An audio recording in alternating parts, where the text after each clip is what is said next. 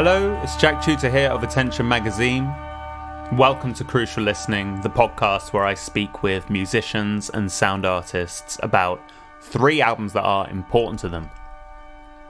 My guest this time is Pharmakon, which is the project of Margaret Chardier from New York, a musician who presents herself with such unbelievable intensity. I saw this documentary about John Coltrane where Kamasi Washington refers to listening to Coltrane like staring at the sun. And that's the sensation I get with Pharmakon. Like there's still a lot of nuance and internal conflict, and you don't fully understand the emotional content of what you're being presented with, but the force with which it hits you tells you at the least that it's something incredibly profound, that so much energy and noise is being vacated from this body all at once. It's really powerful. I saw her perform at Primavera Sound Festival a few years back, which is a festival on the beach of Barcelona. And it was nighttime, and I was aware that the beach was just behind me as Margaret was performing this compounded noise of looped sheet metal and voice, and you forget that you're outside. The gravity seems to double. Suddenly you feel like you're in this very enclosed space. So I was really delighted to hear that her new album Devour, which is out now on Sacred Bones, was recorded live. Basically, she worked with Ben Greenberg of Uniform, and they constructed a recording scenario which basically played out like a live performance. And it sounds live as well. It reminds me of going to local noise shows here in Bournemouth in small rooms that seem totally unstable as soon as the noise ramps up in volume. It's like you feel like the walls are going to cave in on you. You can feel the resonances bouncing back and hitting you in the face and your torso and everywhere, just this pressing inward. It's really quite wonderful. So Devour, like I say, is out now on Sacred Bones. And obviously you can go to attentionmagazine.co.uk/crucial listening for links to Margaret's picks and more information about her music as well. This chat was really special to me. We talked about 3 really fascinating records, but in particular it was really nice to speak to someone else about White House, a band who were very important to my induction into experimental music, that I've had a kind of conflicted relationship with over the years that I've been into them, but still hold a very special place within me. And it sounds like that's very much the same case for Margaret as well, and it was so great to be able to talk those experiences through. So, enough delay. Here's Pharmakon on Crucial Listening.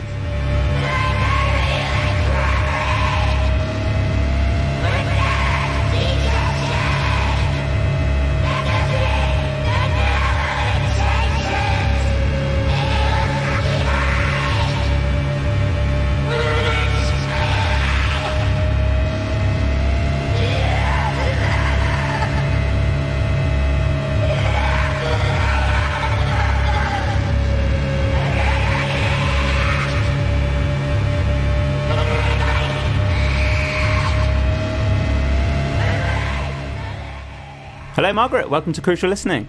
Hi, thanks. So you've brought 3 important records to the table. Before we get to talking about those records, I wanted to ask you about your new record, which will be out by the time this is out on Sacred Bones. The record is called Devour. You talk about recording this album live in the studio, which is, as I understand, the first time you've done that live process. Yeah. I was listening to an interview with you earlier today, actually, where I think it was recorded before you'd even gone in and done the album, and you talked about the fact that there was some cool stuff that you're planning to set up in the studio to do that, but also it would kind of rely on you being on your A game to make it all come together. So how did it go? It went really well. It was the kind of thing where I, as soon as the process was over, kicked myself for not doing it for the last 3 records. Right. it just seems so fucking obvious now to me that it should have just been this way the whole time. I mean, let me put it this way. Before I ever recorded Abandon, the first Sacred Bones record, I'd already been making music for like 5 years or 6 years, and I really hadn't had any releases. I think that I've always grappled with, how to, because Pharmakon to me has always been like very much so a live project, and having some sort of like record that was standalone, separate from the performance, always intimidated me. And I think that I'd let it intimidate me in some weird way. And now I've finally found a way to kind of make it all be congruous and make sense. And I just feel like an idiot for not doing it before. Yeah. I mean, it sounds like you also, I mean, I don't know whether, like, how early on you knew that this material was going to be recorded live, but it sounds like you refined it over the course of live performances as well. Is that correct? Yeah, definitely. Especially the A side. And how informative was that sort of shaping process that you went on as you were playing live shows and kind of, chiseling the material into the shape that you wanted? It's incredibly informative. I mean, that is something that I had done for the past records, where usually by the time I'm touring on a record, I'm already starting to incorporate material from like new material, because usually I like to play songs live for an extended period of time before recording them, because you really get to understand them in a different way. I've watched footage of you performing this new material live, and I was curious because obviously you're a performer who, I've heard the word confrontational come about before, which certainly resonated from when I've seen you as well. Mm-hmm. Was there anything that this new material allowed you to inhabit or embody within like the live context that perhaps previous material hadn't allowed you to do? Was there anything new that was enabled to come to the fore? This was definitely live time processing. But I think my records are always start from something very personal and emotional, and try to bring it to a more conceptual place that other people can also relate to and make it more universal. It was really hard to play this material live at first because the events that inspired it were still happening, and it was like incredibly raw. And I think that now that I've recorded it, I kind of have a slight degree of separation where I can view this, the personal impetus for this record as sort of through the guise of this conceptual construct, if that makes sense. But that's something that definitely happened with Abandon and Bestial Burden too, but that, to be brutally honest, I don't think that Contact fully did. And so it's kind of interesting to be back in that space again. I know that's very vague. No, I'm just not going into personal detail, you know what I mean? No, absolutely. Yeah. So returning to the fact that the album was recorded live in the studio, I think what's fascinating is reading about your process, but I think what's also wonderful is hearing the record as well and then feeling that live process come through. Yes. I know you worked with Ben Greenberg for this one. I mean, what did he bring to the process of recording that album for you? Oh, man. First of all, he was just completely open to doing everything wrong. Because what I wanted to do, what we did was I wanted there to be a really loud PA and a sub in the room that I was performing in and record all the vocals live as I was doing the electronics and run around the room in the same way that I do live. And what that means is so most traditional recording engineers would be mortified at that concept because it means bleed through. It means, if you want to edit this thing, you have to take all these, because it's mostly, so there's sound coming from the board, coming from my mixer, but it's mostly room mics and close mics on the PA and, the subwoofers and stuff. So most engineers would have told me and have told me in the past, that's not how you do it. It's not, you're going to get all these unwanted things. And he was like, oh, cool. But all those unwanted things are what happens live. I get what you're going for. And then pushed it a step further and had all these insane ideas about how to capture like frequencies that aren't necessarily even audible, but physical. Oh, so like cool. Putting this hydrophone into a giant tub of water that was sitting right on top of the sub, so that it captures all of, it captures all of this, like, you know, you listen to it in the mix and you listen to it on its own and it sounds like nothing. It sounds like, you know, farting water. And then you listen to it in the mix and you go, oh yeah, that sounds great. And you take it out and then you suddenly realize what it was doing, which is mimicking the physicality of the low end that you get live that you never get on a record. And just like little tricks like that, little things, and just being open-minded, I think was the best. And, you know, it was like closed, like it was just me and him. There's no like, you know, recording assistants or anything, which most engineers do use and, you know, highly appreciate. And the assistants appreciate it because they get experience and all that kind of thing. But he was also just very open in terms of like me wanting it to be just very closed and raw and, you know. How long did the recording process take? All of the recording and mixing happened in 4 days. Wow. Yeah. And was that just every day was jam-packed, all about the recording? The first day was really about setting up because we had to figure out, well, first of all, we blew some speakers. Oh, no. Right off the bat that we had to repair. So there was like a bit of that kind of thing going on. And then being like, oh, you know, I'm really broke and all of my gear has seen many tours and is tour battered. And there was a lot of like, oh, we have to like, we're getting a ground buzz that's like, you know, louder than anything else from this like 90s distortion pedal that you have that's plugged into this like daisy chain that has wires sticking out. So we have to go to Guitar Center and like rent a pedal because you're too broke to actually buy one that works properly. Little things like that. So the first day was all set up. And then the second day was pretty much like, you know, I would kind of run through. I had made him demos that I had like recorded at home, so he was familiar with the material already. But then we kind of like went through and got levels and stuff. And then it was just me pacing and kind of freaking out and having a panic attack until I felt that I was in a charged enough state to just go through the set back to back, you know, a bunch of times. And by set, I mean like, you know, the A side or the B side. Third day was, you know, B side. We ended up re-recording the B side because at first we thought we wanted to do overdubs and then we realized that doesn't make sense. We just have to do it live. And then that was it. And then there was like a late night, extra mixing session at another studio. And that was it. Because you have worked in what sounds like more piecemeal way before. Was there any internal resistance to being like, right, this is the document, this is it, that's how it is, now I'm going to leave it?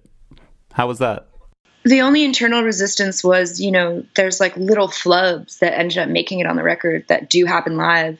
It's very rare that every single thing is played exactly how I want it. And I'm a control freak, so I always want it to be that way, which is, I think, why doing it sort of piecemeal in the past seemed attractive. Was, oh, if you record every single sound separately from the rest, then you can EQ it and really like hone in and make sure it sounds exactly how you want it and record it exactly how you want. But it just comes across as sterile. And so there's all these like points on the record. Like there's one part where my stifled push down Brooklyn accent comes down a little bit on the one word. And every time I hear it, I'm just like, oh, God damn it. It's painful for me, you know? But it's one of those things where like, that happens live. That is what the music is. Like that does happen, you know? Mm-hmm. The feedback and stuff is great. Like all the sort of the purposeful and incidental feedback and things like that happen live that you normally can't capture recording are great. And every time I hear those, I'm like, you know, feeling good about it. But yeah, there's like little moments where it's just the chaos of it being live. But I've come to like embrace it and think that those moments are actually like, that's what makes it special, you know? Yeah. When you hear me like running out of breath at the end of a sentence, and so the last word comes out a little weird because I literally can't breathe. when you hear the body being pushed to that extreme, you hear a sound in the background as I drop to the floor with the microphone in my hand, little things like that you don't notice it necessarily when you're listening to the record. I do, because I have the memory of recording it, but you notice when they're not there. Totally. I think is like, it's the same with like, the hydrophone in the tub of water on top of the sub.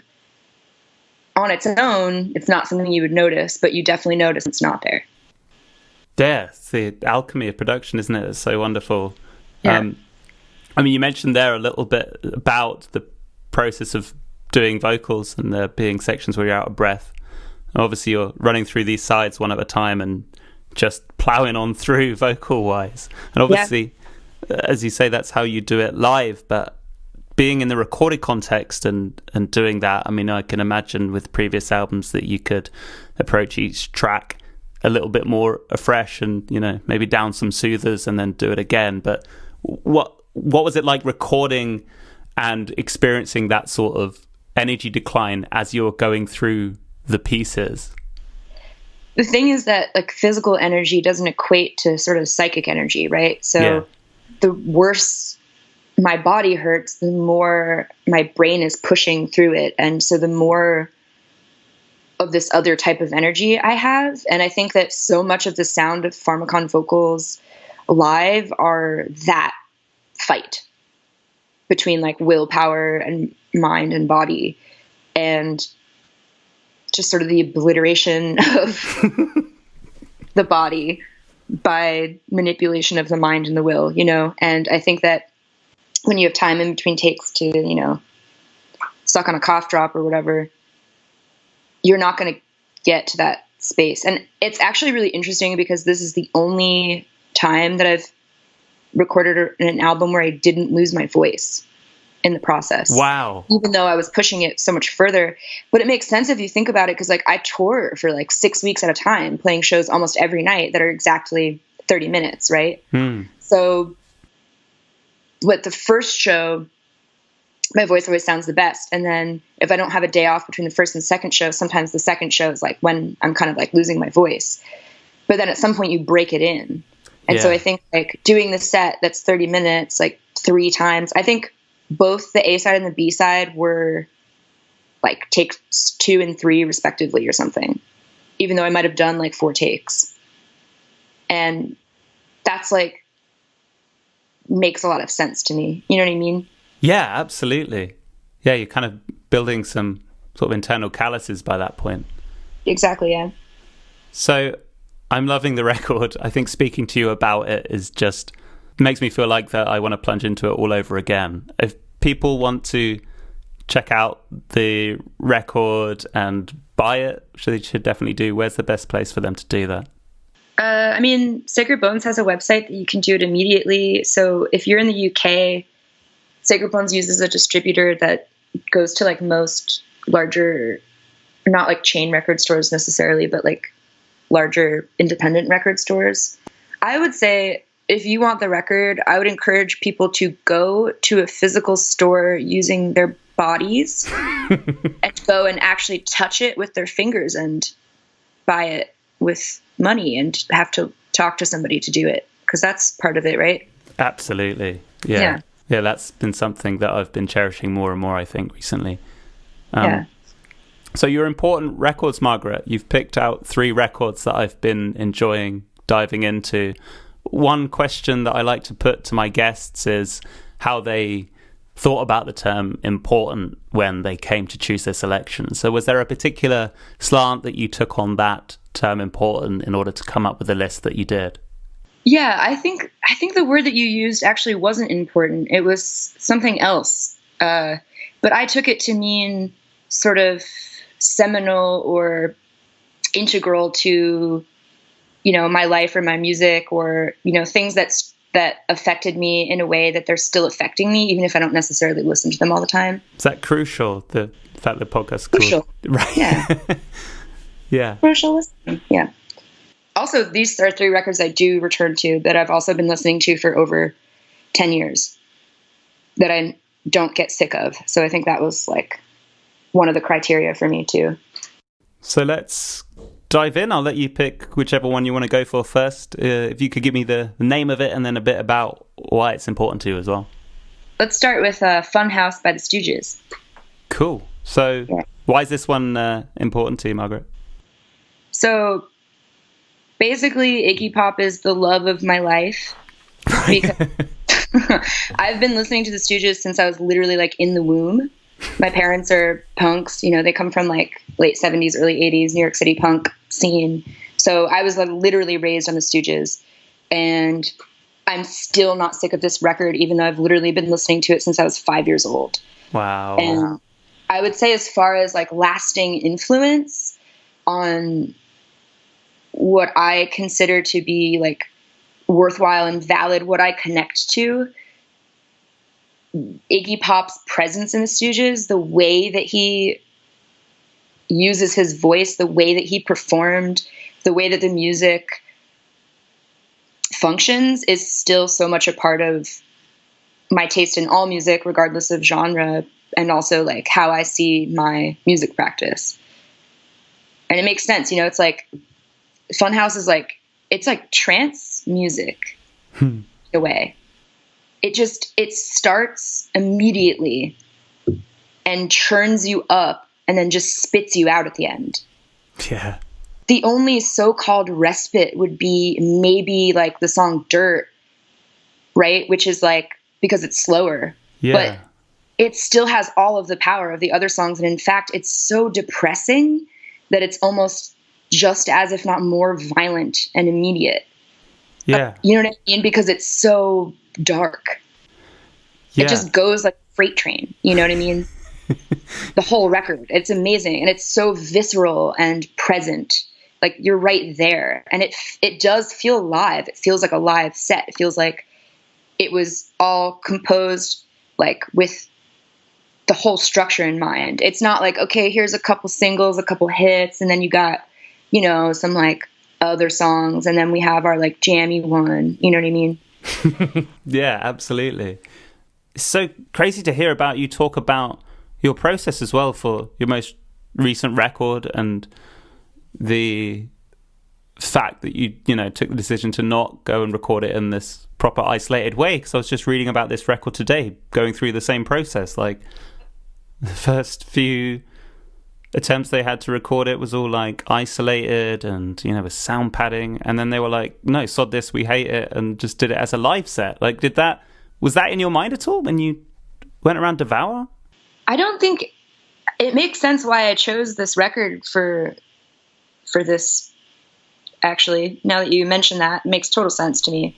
I don't think it's like a conscious thing, like I want to do this record like Funhouse, but I will say so like something that recording engineers often do when you start to record a record is they say, do you have a reference point? Do you have an album that we can refer to throughout the process? And I said, the album that I want to refer to, we can't refer to throughout the process because it's not going to sound anything like it, but it's, as far as the spirit animal, it's Funhouse. So yeah, totally. That was like in my mind. That's so cool. You talk about Iggy's presence generally and the fact that you've been listening to this music, you know, since you were 5 and probably before that. Is there a reason that Funhouse in particular floats to the top of all of Iggy's records? It's just something about the texture of the sound. It's something about how cohesive it is as an album, to where I feel like other albums, there might be times when I want to listen to this song or that song, but whenever I put on Funhouse, I always put on the entire record. Mm-hmm. And I think that, you know, like Raw Power and stuff, right? And like the first record are also amazing, and I listen to them all the time. But this one kind of like, again, it has that, I don't know, it just speaks to me in this way that like, it just feels like the spirit animal of my like ethos. You know what I mean? It just is seedy and dark and passionate and immediate. It just rips, honestly. You know? Yeah. The fact that your parents listened to it as well and played it to you, I think is really interesting, because I think with myself and anyone that I've spoken to, there's a undulating relationship with your parents' music, and a point for me where I was like, sod this, like they need to get listening to some good stuff for once. And then the inevitable reconciliation with the fact that, they would just show me good stuff. Did you undergo that process? I never went away from the Stooges. So Wow. A lot of the other stuff that they like introduced to me, you know, like, I don't know, Bad Brains, Sex Pistols, like certain other things. I went through a period when I first discovered noise music and experimental and industrial, where I was kind of like, I just wasn't really listening to it as much because I had found my thing in my world. But somehow Stooges never seemed outside of that world to me. And I just still listened to them. And there was never any time where I thought like, oh, that's my parents' music. I felt like it's not theirs, it's mine. Oh, that's cool. You know what I mean? Yeah, for sure. The fact that you are still listening to it as well, I mean, you must have forged out so many memories of listening to this record, but I'm wondering, is there a particular kind of image or a memory of listening to this record which protrudes above any other? Like when you think back to listening to Funhouse, is there a particular scenario that you're in there? There's a certain mood that I tend to be in when I do listen to it, which is in need of catharsis, pent up, or sort of feeling on the edge of something and needing to jump over that ledge. You know what I mean? Hmm. And I think it says a lot about my life that this record has continued to that need is still it probably always will be for the rest of my life. So I have a lot of memories of just like, you know, going through something and just blasting this and just like doing somersaults and banging myself against walls and floors and, you know, kind of like a solo mosh pit with me at the concrete wall. So there's a lot of that, those kind of memories, a lot of memories of being on tour and you've been driving and you've just been listening to so much music, you know, you get sick of like the typical stuff. And then for me, there's always a point on tour where you're in the car and you're just like, it's Funhouse time, you know? Nice. And that's when you're driving a little faster and it's a little louder and probably on the highway, you know? Do these kind of records also act as a sort of anchor point as well when you're out on tour and away from home? Yeah, totally. Yeah, it's a little slice of home. Sometimes if I've been on tour in Europe too long and I've seen too many academic experimental sets. Yeah, sorry about that. You know what I mean? That I've had my fill. I'll return to the Stooges to wipe the slate clean a little bit. And have you seen Iggy perform live? No, that is wow. The craziest thing is that he I think the first time he performed in New York since I was like alive, I don't remember how old I was, but I was pretty young. And I think I just didn't know about it until afterwards because I didn't, you know, I don't read music magazines. I don't go on, you know, Ticketmaster.com to look for shows. I was always at a show and someone would hand me a flyer for another show or somebody would just tell me about it or something like that. So I wasn't really aware of like the larger concert circuit. Mm-hmm. And I just like missed it and I wouldn't have been able to afford, I think I was like 14 and I was like already kind of living on my own, and had like a job, but not exactly a place to live. And like, you know, tickets were probably like $60 or something. So it just didn't work out. Yeah. And then the last two times recently I was on tour and I missed it. God damn. I know. I really need to see him. Because I mean, I don't really keep pace with him, but I mean, has he got a new album coming out or something? Or just been out? Or am I making that up? No, I don't think I mean, I think there just was one since Post-Pop Depression, no? Gosh, I don't know. I mean, if you kept pace with his stuff, I mean, is there a point at which you kind of diverged or are you still kind of sold on what he's doing? I'll say this, like, as far as records that I listen to all the time, or as far as like what I think of when I think of the Stooges or like Iggy Pop solo, I feel like after Sister Midnight era was when I kind of dropped off a little bit. However, I will say that like all of his, especially Post-Pop Depression, was actually like really good. I don't listen to it very often. It's more kind of like poppy than I normally like. He gets kind of bluesy too in his solo career at points. Right. But it's one of those things where I don't care. I think if I was just in the same room with him, even with 3,000 other people or whatever the hell, I don't know how big his shows are, but I think it would just be I was in a physical space with this person who has influenced so much of my life, Totally. It's interesting as well, isn't it? I always find that the bands probably that I resonate with most intently do have a drop-off point, because there's a circumstantial pertinence, which means that they just completely envelop my life, and to expect them to keep pace with that with every album they release, that would almost turn creepy. It's like, do they know where I am at right now and know what to release? It's well, actually, that's a huge theme, I think, with all three of the albums that I chose, is this idea of longevity and where bands turn off and what that means. And I think that most of the great bands that have these long overarching, I hate the term career, so I'll say, musical journey or whatever, which sounds worse. Sorry about that, everyone. But it's if you are an artist who's constantly pushing your own boundaries and challenging yourself and challenging your listeners and exploring and experimenting, you're gonna do some stuff that doesn't end up the way you wanted, or that the way that the people who listened to you because of one thing wanted. Mm-hmm. And if Stooges were groundbreaking. They started an entire movement of music in America. They were experimental. They were raw as hell for their time when they came out. They inspired a bunch of other bands to do the same. People who are innovative like that aren't going to just keep doing the same thing forever. Right. And if they did, you'd be, the kind of artist who just does the same thing forever is typically not the kind of artist that makes such a lasting impression that you listen to it from when you're in the womb until you're on your deathbed. You know what I'm saying? Right, exactly, yeah. It's the flavor of the week that then you kind of forget about, and then maybe you revisit 5 years later and you realize you don't really like it anymore. Yeah, 100%. Yeah. I think there's almost a disingenuity that seems to creep in with a relationship with a band like that sometimes. Yeah. And you're like, why are you still into this? But exactly. Do you have a favorite track on Funhouse? I think that's a hard one. Right now, that's the other thing too, right? That changes all the time, depending on. But I think right now I'm going to say, what about Loose? Nice. Yeah.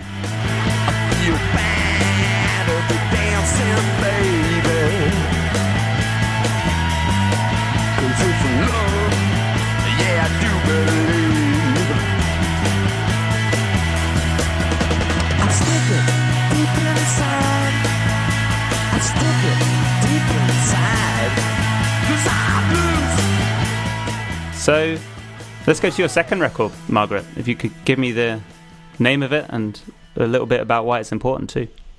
SPK Auto da Fe. Yeah, so why did this one make it on the list? This one made it on the list because it was one of the first industrial bands that I ever heard. So I actually got into noise before I got into industrial, meaning harsh noise, and later power electronics and stuff. And I kind of worked backwards and then found SPK, who really, along with Throbbing Gristle, defined the genre of industrial. Part of the reason that I chose this is because I think, coming from a punk background, this was a gateway drug for me, because it's extremely discordant. It sounds literally industrial, as in metallic. But there is guitar, but there's no drums. But it feels like this is industrial that extends from punk in a way. Yeah. Especially the vocals and the guitar. And then it just devolves into this bubbling pit of madness. And and those parts are the best. They're even better. They're not catchy, but they're that's where the meat of the matter is. You know what I mean? And I think that the kind of industrial music that I make is more from the SPK trajectory of industrial. You know what I'm saying?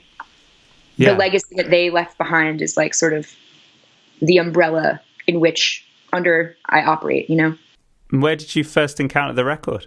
I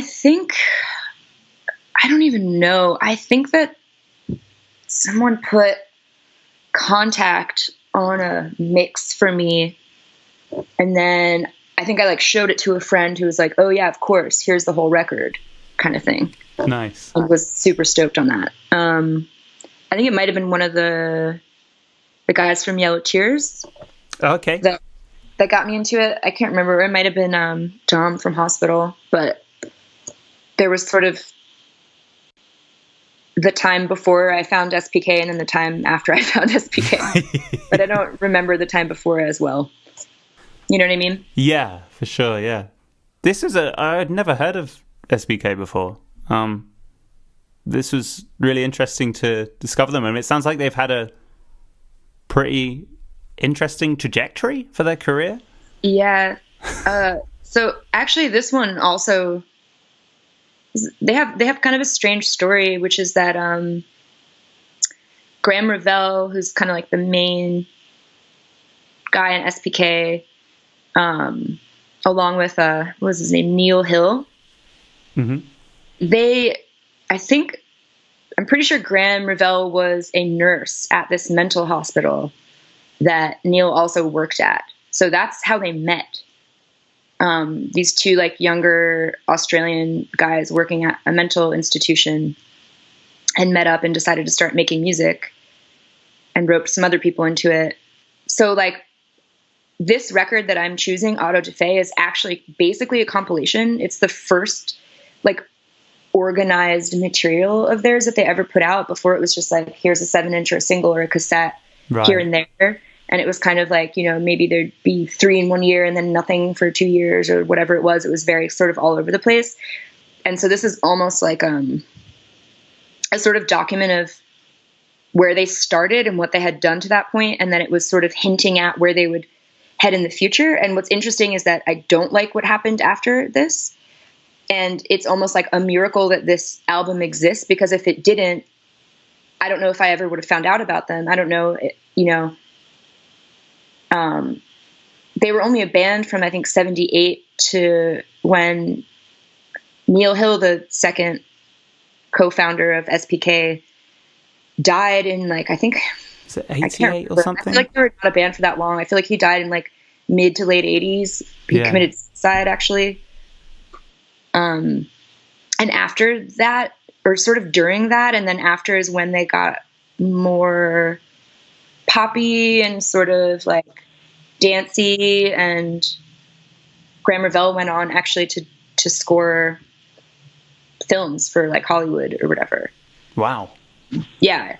But so I think part of the reason I like this record so much is that it like could have easily not happened, and then there would have been no way for me to connect with this music, but they decided to put this out, and then it's kind of like the swan song of SPK. You know what I mean? Yeah, this is, so on my period of research today, this is the kind of impression that I got as well, is that I think I watched a video for a later track that they put out, and I was kind of had to double take that it was the same band and not just one that shared the same pseudonym, because it was, It wasn't really the same band, though. It was still Graham Revell and it was still SPK, but they actually so SPK is part of this German word that I can't remember, some like Marxist literature they were into or something. But it stood for like a bunch of different things, sort of depending on the lineup and what the material was sounding like. Like my favorite one that I can remember is Surgical Penis Clinic. That's it, yeah. And then the one that they chose for Auto da Fe was seppuku, which is like Japanese suicide by way of disembowelment. Right. It's interesting. And then later, I think there was like some more like kind of like goofy ones I can't remember because they're on the records that I don't like as much. Right. But it's interesting because like on this record, like towards the end of it, right, you still like. This started happening sort of like before Neil committed suicide, that they started incorporating these dancey things, and he actually left the group because of it, if I understand correctly. But this is all also based on this one like punk historian who like, I didn't exist when this was happening. I wasn't even born yet. And this was one of those bands that I think, like, again, if it weren't for this record, you kind of had to be there in the moment, in that scene or that network as it was happening in order to know about it. And if it weren't for this record, like, I wouldn't be able to have a connection for this music, except for their later stuff that they got poppier and it was more widely distributed. But even at the end of this record, you can hear it start happening. But like, you know, for instance, like Metal Field or, you know, Walking on Dead Steps, like those songs are like pretty melodic and rhythmically based, but they're still bizarre. Yeah. They're still, like, it's the kind of thing, like, for someone like me who like listens to noise and stuff, I'm like, oh, those are like their more accessible tracks. But if anybody else listened to that, they'd be like, what the hell is happening? And I think yeah, it makes it more bizarre because it feels like you should be able to hold on to the more like pop sensibilities of it, but you can't because there's all of this crazy shit in the way. Right. So it's like, you know, or like a song like A Heart That Breaks.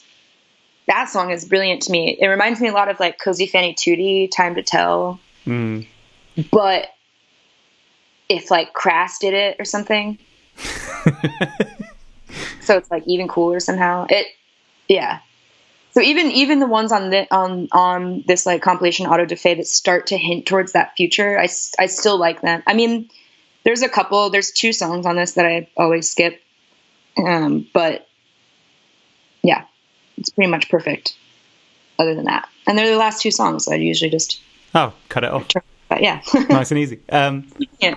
So you mentioned that you came into this record from the direction of liking harsh noise already. And obviously there as well, you mentioned that there's something quite fraught about the fact that there is this traditional musical coherence coming through as well and coexisting alongside something that's a little bit more abstract. Did it click with you immediately coming in from a kind of noise direction and encountering this stuff, or did it take some time? No, it absolutely clicked with me. Harsh noise was like a good introduction to experimental music because it was so arresting and grabbing that it fascinated me and it made me dig really deep and start like immediately want to learn more. But what really stuck with me is like the industrial things like SPK. Like I don't necessarily listen to like my harsh wall noise records anymore. You know what I'm saying? But I will still listen to SPK. And I think that it had a huge influence on me. Pharmakon has always had rhythmic aspects. It's always had what I would call melodic aspects. I'm sure other people maybe wouldn't. But you know what I mean? There's always been something that could grab the listener in a way that they're physically engaged, that it makes their body want to move or to sway in a certain way, or that it hits them physically in the right direction. And like, I think that rhythm is like definitely a way to do that. And I don't think that means that you have to be freaking techno or something. You know what I mean? Exactly. Yeah. And I think that this record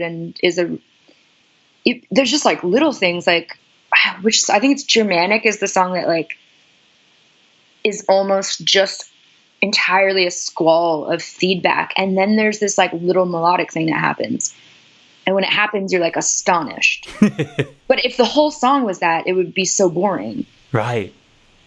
But something about this echo of music as opposed to noise that is underneath it all resonates with me, you know? Yeah. And like, yeah, my music is always definitely like rhythmic. There's usually sometimes like melodic aspects, and it might not always be like a melody, but it might be a loop of feedback that creates a melody. Or maybe the way that I do the vocals, I shout them and I sort of pitch my voice up or down at the last word to create like some kind of melodic structure, even if it's like very, very minimal, you know what I mean? That's always, and I think SPK was like one of the first bands that I heard that really like mastered this like weird line. Is there a favorite track that you have as well on Auto da Fe? Oh, it's really hard to choose. Maybe Slogan, maybe Contact. Nice. I don't know. I can't choose. What do you think? See, of the two? You know what I mean? I think that Slogan's I think Contact is like, it rips. But maybe Slogan is a little bit more like, there's parts on it that sound just like straight up power electronics, and it's rhythmic, but in this way that's like very trance-inducing and very not pleasant. Contact kind of maybe illustrates this like line that we were just talking about a little better. So I'm going to leave it up to you. Cool. I can't decide. Nice. All right. I'm going to go with Slogan here. Nice. I like the idea of something being trance-inducing but also uncomfortable to inhabit, because I think that's quite a distinct effect. Like, it would feel like that they couldn't coexist. Exactly.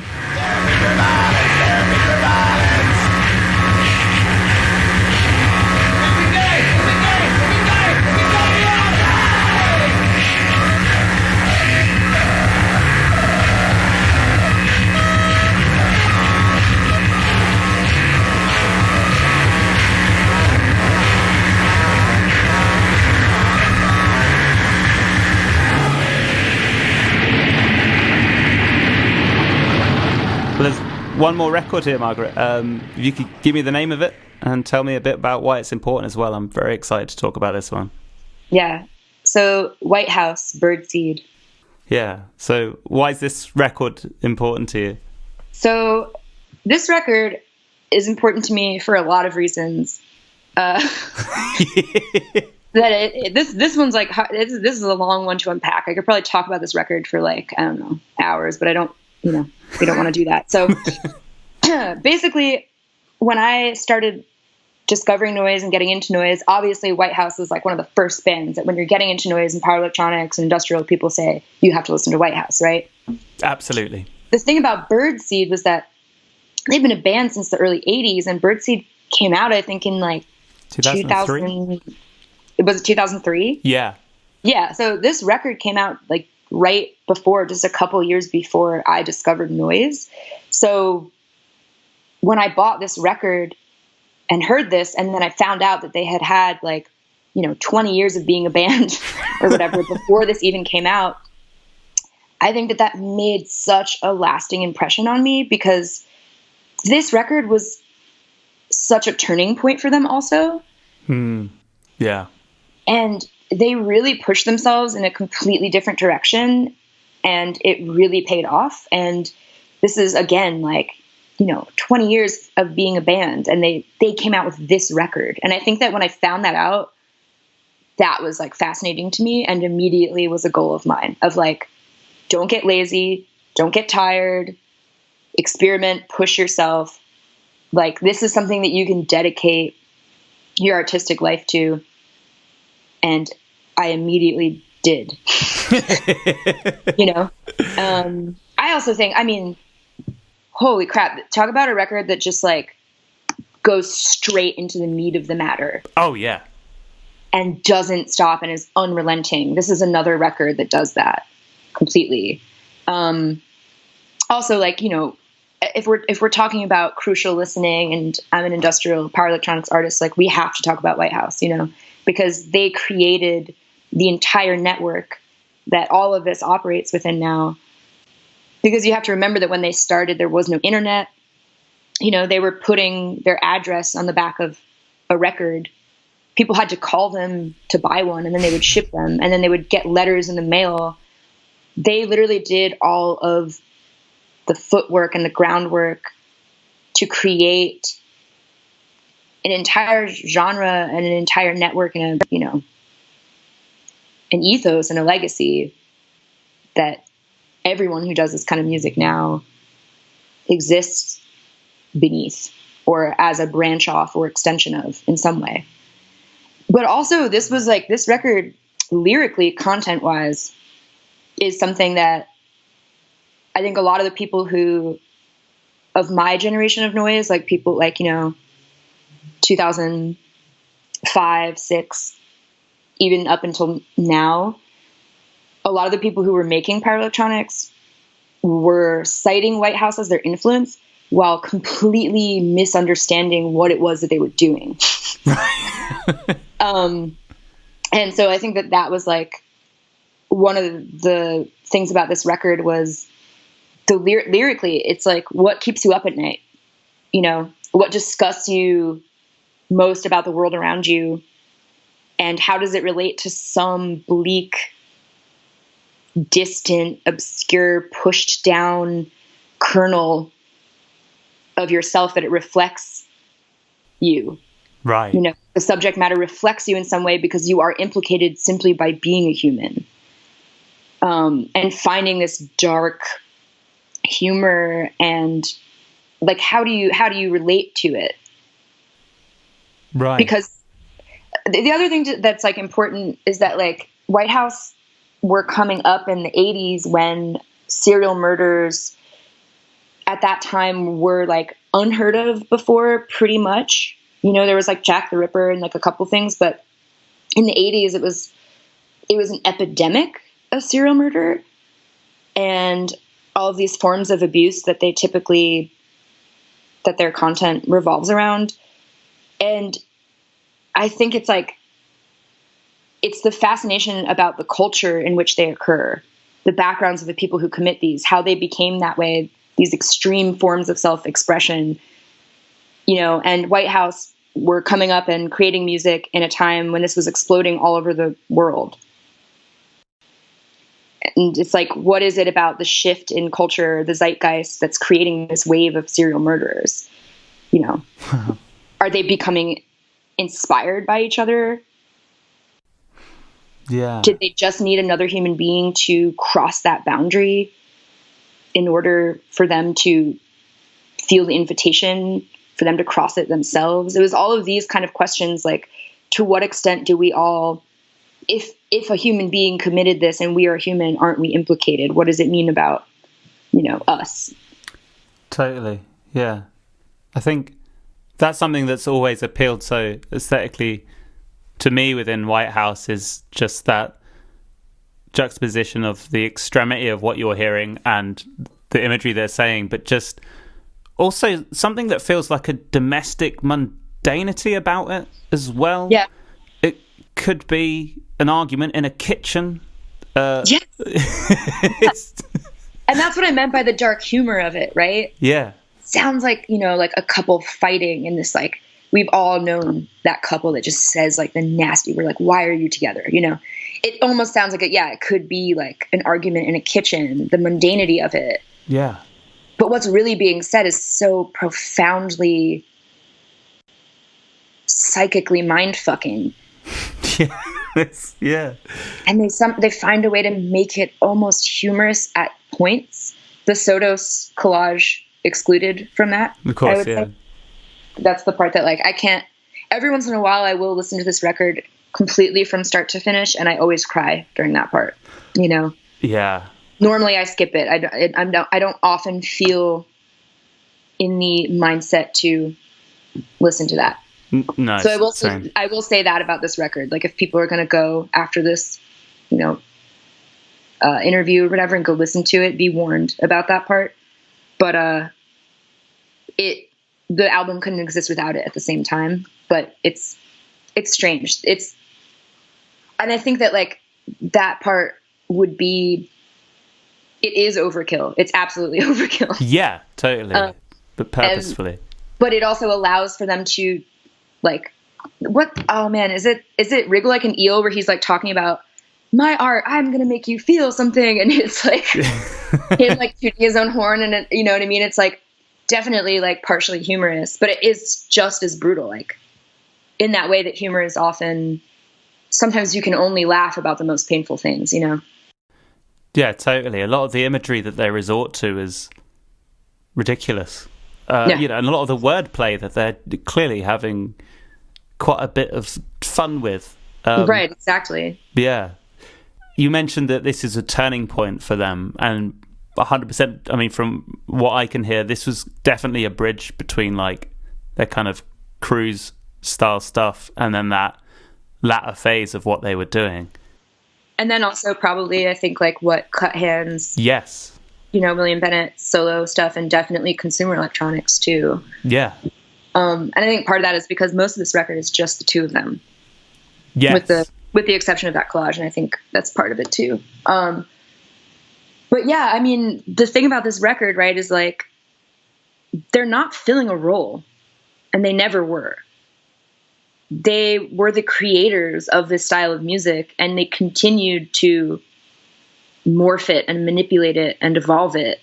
This is a later album of theirs, and it's like, it represents them at a part of their arc where they were still experimenting and managing to piss people off, and especially their fans. Because I remember when this first came out, there was a lot of people who were really like bummed out about it or pissed off. And then there was other people like me who were like, no, this is absolutely their best album. So I think if you can be a band for 20 years and make something that creates such a shift and such a rift in the people who even have been listening to your music for 10, 20 years, then yeah, you can definitely still call yourself experimental. Yeah. Did you ever, I don't know if they ever came over to the States, but did you ever see them live? No, I've never seen White House live. I've seen Cut Hands. I've seen and played with and played in Consumer Electronics. Oh, nice. But I've never seen White House. No. I would love for them to do that. But I think, knowing them, I think the only way that they would do that is if they wrote new material together, because otherwise it would just be a rehashing of something that's behind them. And I don't think that's either of their styles. No.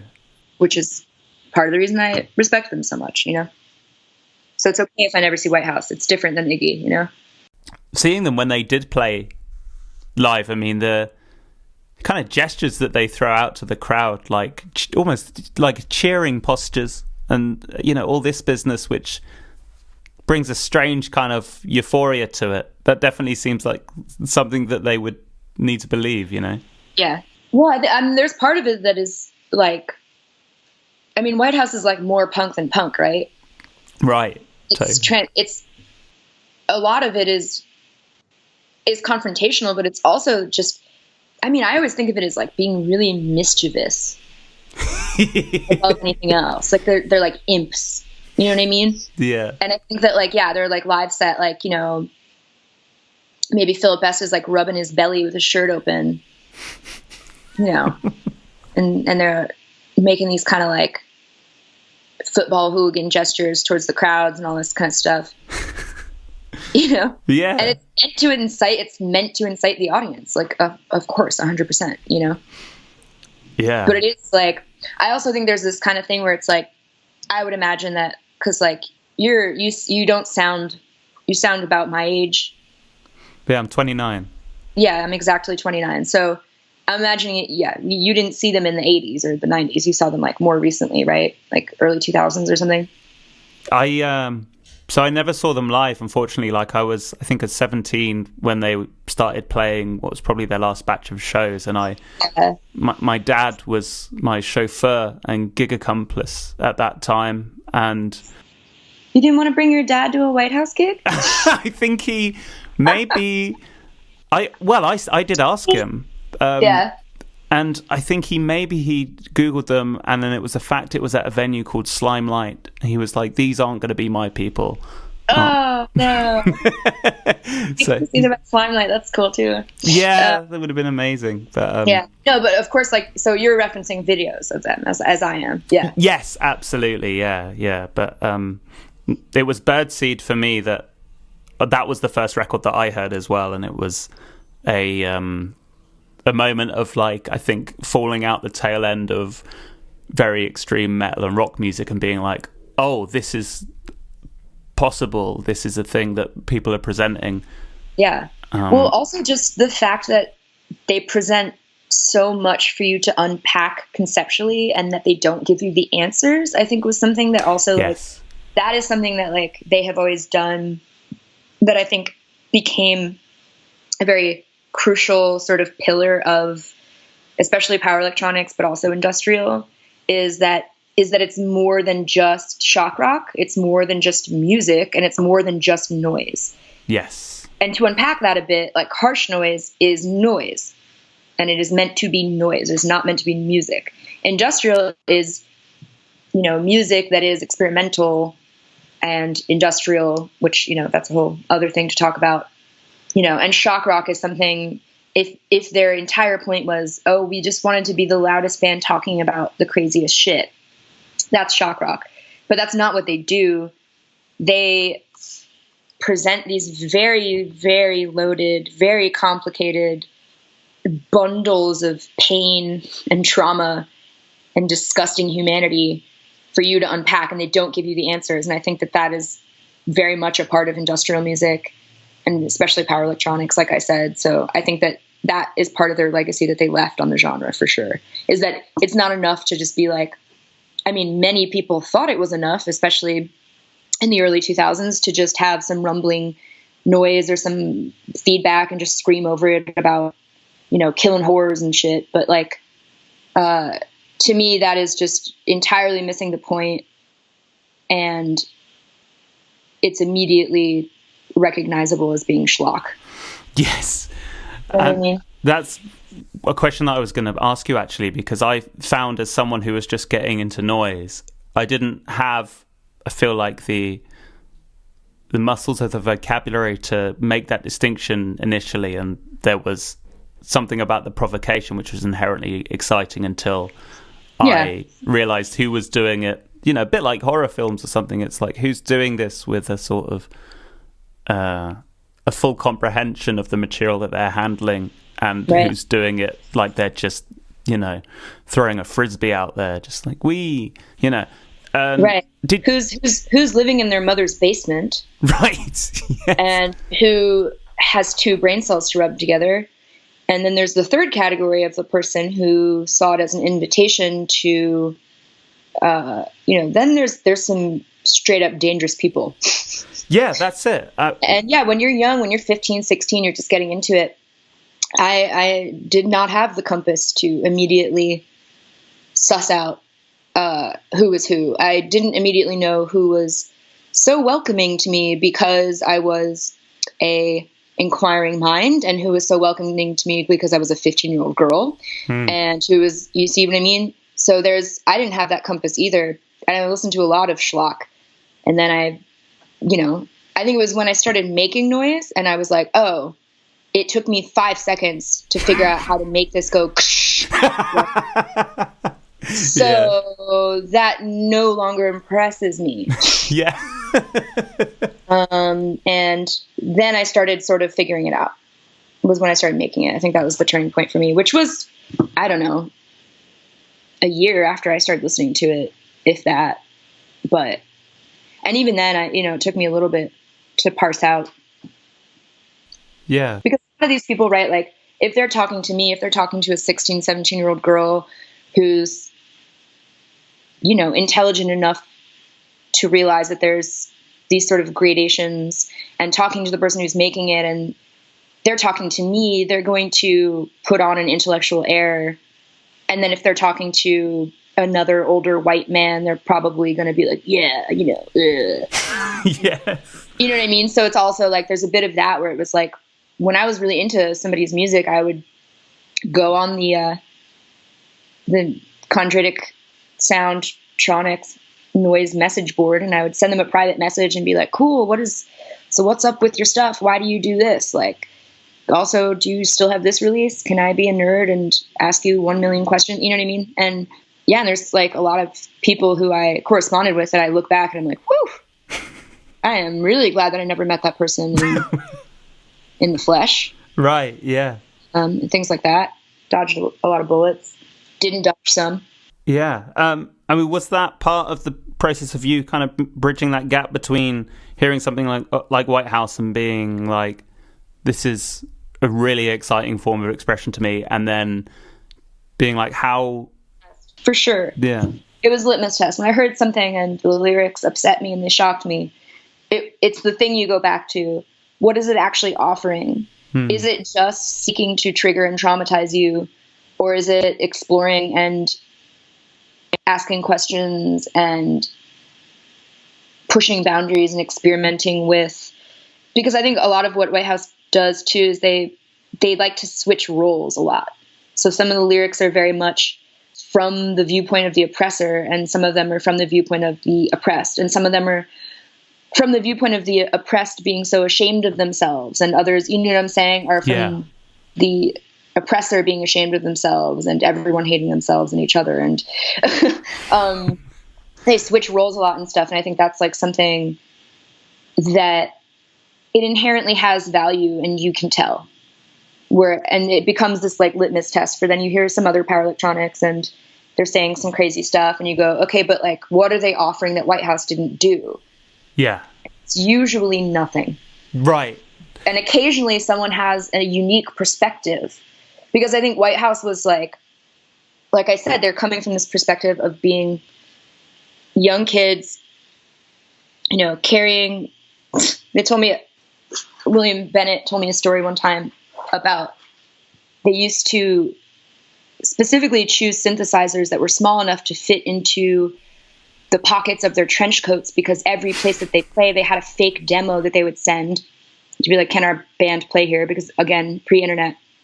And they'd be like, oh yeah. And then it was White House and they got kicked out of every single show. So they had to have gear that they could take with them to run away with. And you know what I mean? Like hearing that and I'm just like, wow, you know, like that's amazing. So they would like give a demo of something much more palatable and then rock up and do their thing. Oh, that's so cool. You can't get away with stuff like that anymore. It sucks. Yeah. But, you know, whatever, the internet creates a whole other host of very unique things. But so that's where they're coming from, right? They're coming from serial murders are exploding all around them, you know, economic crises left and right, you know, all of these, you know, new technologies exploding, like with synthesizers and things that previously it was guitar music was the only thing you could really do unless you were, you know, had room for a synth that took up an entire room in your house and you had hundreds and hundreds of dollars, you know. Mm-hmm. This is like consumer grade electronics coming to light, the state of the world decaying. And they were coming from a very specific time and place. I think what makes music special is when people are honest about who they are and where they're coming from. So if you're living in your mom's basement and you've had a very comfortable life and you come from a very safe community and you spent your whole childhood watching MTV and eating Fritos, I don't think it's necessarily fair for you to make power electronics about serial killers, right? Right. But then you have someone like Dream Crusher who is making power electronics about their experience being Black and being queer and being, you know, gender variant in this climate that we're in right now. And that is real. That is harsh as hell. That is a harsh reality to live. And that is like a unique perspective that individual has. You know, my perspective has a lot to do with, you know, being someone who grew up especially poor, being a woman,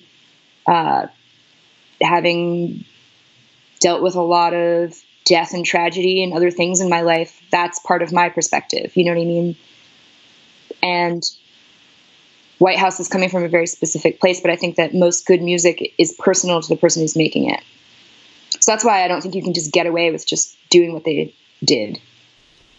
100%. Does that make sense? Absolutely. You can't recreate that time and place. Yes. I think it's so fascinating to hear you lay that out, because it's something that when you experience something that you know has an inauthenticity about the way that they're treating that material, it is, I mean, as you've said, instantly apparent. And yet I think unpicking that is not always easy to articulate. But yeah, 100%, I agree with you entirely. So for me, I think that the track on this record that really protrudes and is to do with the memory of listening to it is, you know, having Philosophy on my CD Walkman at night when everyone else had gone to bed and having on headphones. I also would put myself to sleep with White House. I don't know what happened then. There was that time of my life was weird. I could fall asleep to, you know, Merzbow's Pulse Demon and all sorts. I can't do that at 29 for some reason. But I think it was less about falling asleep to it and more about that's your private moment where you know no one's going to bother you because you're supposedly asleep. Yes. And so you can make it through, and you know that like listening to this record is something that your parents are probably not going to be stoked on if they heard it. So you're like if you were like me, you're like under your covers, sort of like listening to it on your headphones. You know what I mean? Totally. It's like it's your private time right before you go to bed. Everyone thinks I'm asleep. I'm going to listen to freaking Birdseed or Pulse Demon and like not be disturbed and be able to like be listening to it as loud as I want on my headphones, you know? Yeah. I think the night kind of offers that opportunity to, you know, when you playing it in the daytime and other people know you're doing it, that they can mistake it as like advocacy, and then during the night it can become inquisition instead, you know? Yeah, that's why I don't play daytime shows. No outdoor shows, no daytime shows, never. Wow. Do you have a favorite track on Birdseed? I think I gotta say Wriggle Like a Fucking Eel. Yeah. I think it's my favorite. Yeah, it's a solid choice. Yeah. Got a lot of William Bennett falsetto on that one as well. Oh, I love it. It was also, to be honest, too, like, so after I heard this record, that was part of it too. A lot of other power electronics, it's like men trying to really sound like big, scary men. Whereas White House had these totally over the top, like ridiculous, like falsettos. Yeah. And it made me be like, ooh, I'm a woman and I have this range of voice, and I'm not going to hide the fact that I'm a female. I'm going to use my voice however I damn well please. I'm not going to try to sound like a man. I'm going to try to sound like myself, you know? Right. It's such an opportunity, especially when so many of these textures are abrasive, you know, the instrumental textures, to then compound that with a raspy bloke voice can often be redundant in some scenarios. Yeah. I mean, when he hits those, and they come out of nowhere, you've been listening to something that literally sounds like a dentist's office played through a bit crusher, played through a distortion pedal, played through a Marshall stack for like however many minutes, and his voice comes in and it's the harshest thing you've heard the whole time. Yes. That is special. And that's just the human body. That's what I love so much about those vocals. You know what I mean? Yeah, 100%. You don't need any money to do that. You just need intent. You just need to be a bit of a maniac. That's all. He's like, I got that down. I can do this. Yeah. I got that part. Yeah. What about the albums that came after this one? Did you connect with them too? Racket and Asceticist. Yeah, not as much, to be honest. Fair. I don't know why. Yeah. I actually didn't listen to... I think this is going to be my like excuse to start looking back at all their records again. It's been mine too. You have to be in a certain mindset though too, let's be real. Oh yeah. So to make it through their whole discography might take, I don't know, 2 years.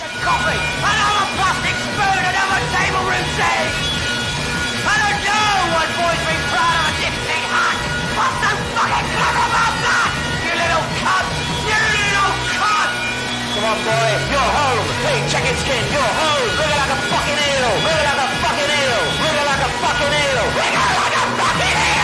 Wriggle like a fucking eel. Wriggle. Wriggle like a fucking eel. Wriggle like a fucking eel. Margaret, this has been great. Thank you so much for talking through these important records and also about your new record as well. I've had a lot of fun. And if people want to keep up to speed with what you're doing, is there a best place for them to go online? I don't use social media at all. Yes, I noticed that. So probably the Sacred Bones website. They usually just have like my tour dates listed. Great. I kind of have been talking about making a website mostly so that I could have a message board attached to it to give people an alternative to social media. But that might be a bit of a process. So short answer, refer to Sacred Bones, please. Great. Well, thank you once again. And to everyone listening, I'll see you next time. Bye-bye. Thanks, boss.